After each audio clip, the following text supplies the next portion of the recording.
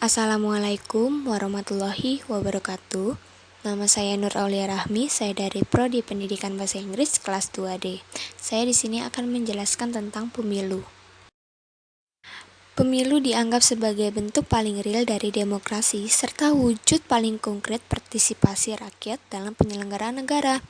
Miriam Budiarjo, Henny B. Mayo, dan Larry Diamond sepakat bahwa pemilu merupakan salah satu indikator negara demokratis.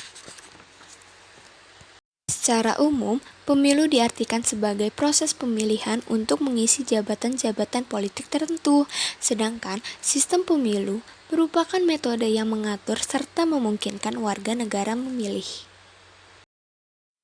ASS Tambunan berpendapat pemilu merupakan sarana pelaksanaan asas kedaulatan rakyat, pada hakikatnya merupakan pengakuan dan perwujudan daripada hak-hak politik rakyat. M. Rusli Karim berpendapat, pemilu adalah sebagai sarana kedaulatan untuk membentuk suatu sistem kekuasaan negara yang pada dasarnya lahir dari bawah menurut kehendak rakyat. Karena itu, pemilu sangat penting dalam penyelenggaraan sebuah negara yang demokratis. Profesor Mansur Bakti menyampaikan bahwa terdapat dua fungsi pemilu. Yang pertama, sebagai prosedur dan mekanisme konversi suara atau votes menjadi kursi penyelenggara negara, lembaga legislatif atau eksekutif. Yang kedua, sebagai instrumen untuk membangun sistem politik demokrasi. Tujuan pemilu menurut Jimli Ashidik, yang pertama, untuk memungkinkan terjadinya pemilihan kepemimpinan pemerintah secara tertib dan damai. Yang kedua, untuk memungkinkan terjadinya pergantian pejabat. Yang ketiga, untuk melaksanakan prinsip kedaulatan rakyat. Dan yang terakhir, untuk melaksanakan prinsip hak-hak asasi warga negara.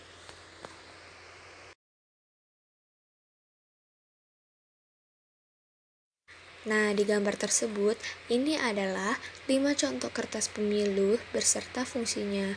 Yang berwarna hijau ini untuk memilih DPRD kabupaten atau kota, yang berwarna biru untuk memilih DPRD provinsi, yang berwarna kuning untuk memilih DPR RI, yang berwarna merah untuk memilih DPD RI, dan yang abu-abu untuk memilih presiden dan wakil presiden.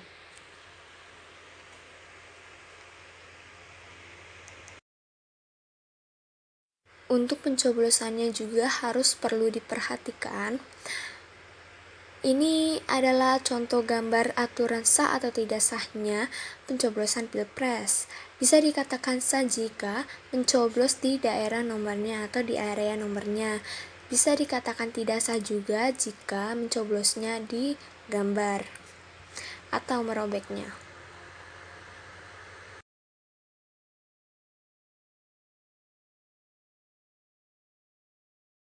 Dan ini adalah gambar contoh dari pelaksanaan penghitungan suara atau pemilu.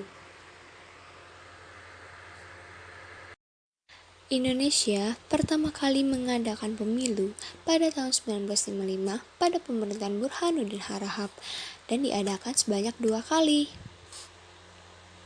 Yang pertama, 29 September 1955 untuk memilih DPR, 15 Desember 1955 untuk memilih anggota konstituan.